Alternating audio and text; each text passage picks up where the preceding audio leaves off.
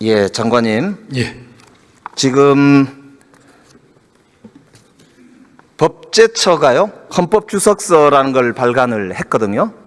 거기에 보면 대통령 직무대행의 범위는 현상 유지 위주로 해야 된다, 새로운 걸 하면 안 된다, 이렇게 되어 있고요. 서울대 총장이자 한국법학교수회 회장인 성낙인 교수 헌법학 책에도 권한대행의 범위 밖에 있는 게 헌법재판소장, 헌법재판관, 대법원장, 대법관 등의 임명이라고 명시되어 있습니다. 이 견해에 대해서 어떻게 생각하십니까? 우리 헌법에는 대통령 권한대행의 권한 범위에 대해서 특별한 규정이 없고 학계나 실무에서는 다양한 견해가 있는 것으로 알고 있습니다. 장관님 견해는 어떠십니까? 저는 여러 견해 중에 여러 가지 상황을 나누어서 설명하는 경우도 있습니다만 권리와 사고는 다르다고 생각을 하고, 그 다음에 이 헌법재판소 구성을 입법, 사법, 행정으로 나누어서 임명하도록 되어 있는데 지금 문제되는 부분은 행정부 몫으로 되어 있는 부분이라서 총리께서 필요성이 있다면 임명할 수 있다고 생각을 하고 그렇게 총리께서 판단하고 결정한 것으로 알고 있습니다. 자, 한덕수 대행이 12월 26일인가요? 담화문 발표한 내용 아시죠? 거기 보면 헌법기관 임명을 포함한 대통령의 중대한 고유권한 행사는 자제하라는 것이 우리 헌법과 법률에 담긴 일관된 정신입니다 라고 한덕수 대행이 본인 입으로 직접 발표한 발표문이에요. 이때와 지금은 대통령께서 권한 정지 상태인 경우하고 완전히 거리된 상태하고 상황이 좀 다른 거 아닌가 생각을 합니다. 지금 법꾸라지의 면모를 지금 정확하게 보여주시는 거거든요. 표현이 좀 과하십니다.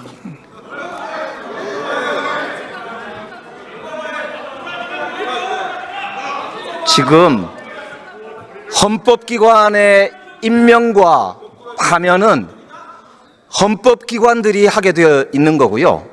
헌법기관의 기본은 국민의 선출과 헌법에 나와 있는 내용들입니다. 그런데 지금 말씀하신 대로 이거를 자의적으로 이렇게 저렇게 하면서 권력을 자의적 행사하는 거, 그게 지금 이번 내란 사태를 부르는 핵심적 원인이란 말입니다. 저는 이 부분에 대해서는 공화정의 가장 기본 정신인 삼권 분립의 원칙도 많이 고려해야 된다고 생각을 합니다. 삼권 분립의 정신이기 때문에 권한 대행은 선출된 자가 아니기 때문에 이 권한 행사를 하면 안 되는 거예요. 헌법기관의 구성의 원리는 국민으로부터 주권을 위임받은 대통령과 국회 같은 선출된 권력이 하는 거란 말입니다. 어떻게 권한 대행이 그 선출된 권력의 권한을 행사한다 이 말입니까? 그거야말로 제2의 내란이다 이거죠. 명백히 위헌적 지금 행위를 하고 있는 겁니다. 법무부 장관이 이거는 지명을 철회하라고 보고를 하셔야 된다고 봐요. 그게 법무부 장관의 직무적 책임이란 말입니다. 그래서 지금 묻고 있는 거예요. 총리께서 여러 가지 다 고려를 하셨을 것이라고 생각하고 제가 말씀드린 바와 같은 그런 이유로 임명을 하신 게 아닌가 생각을 합니다. 이완규 처장하고 비상계엄 난 다음 날 안가회동 하셨죠?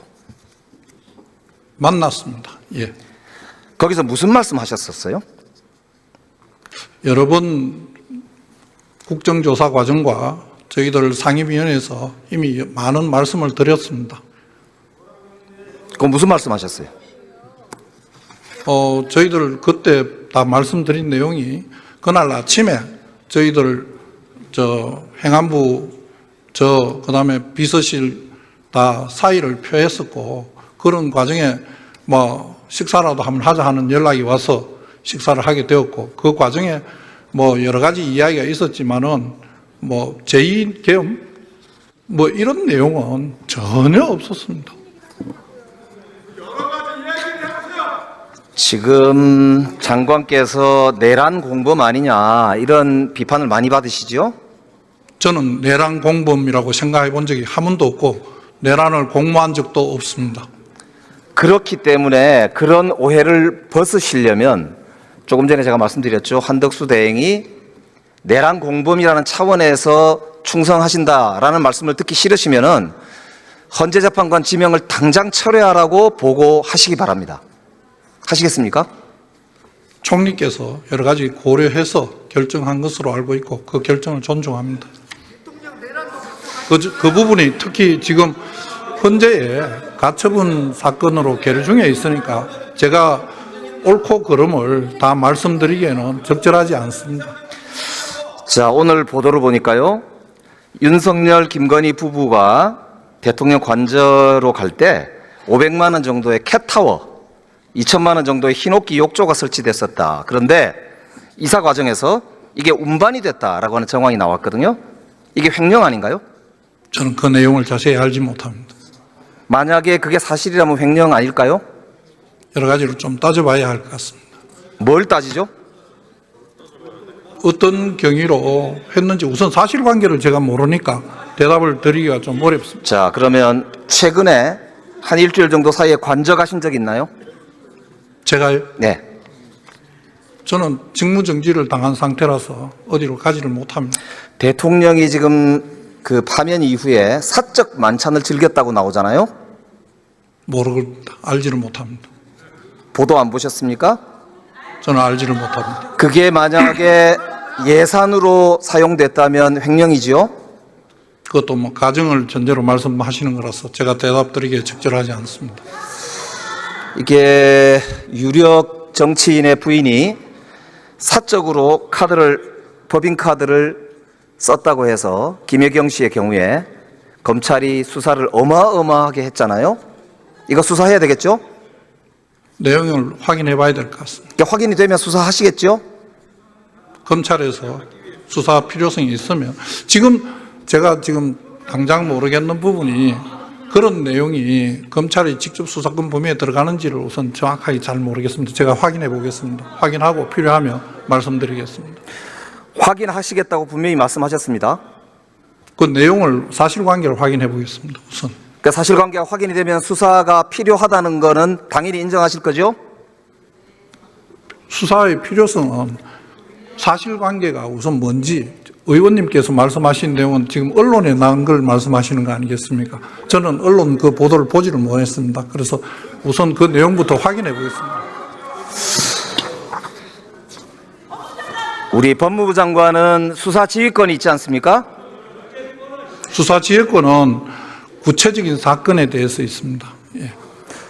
그래서 예. 내란 우두머리 혐의로 지금 정말 우리 대한민국 역사를 정말 어떻게 표현해야 될까요? 박살을 낸 내란 우두머리 혐의를 받고 있는 분입니다. 이런 분이 이런 횡령을 하는데 법무부 장관이 그렇게 소극적으로 답변하셔야 되겠습니까? 사실 확인해 보겠습니다. 이건 사실 확인되면 바로 수사하시기 바랍니다. 확인하겠습니다.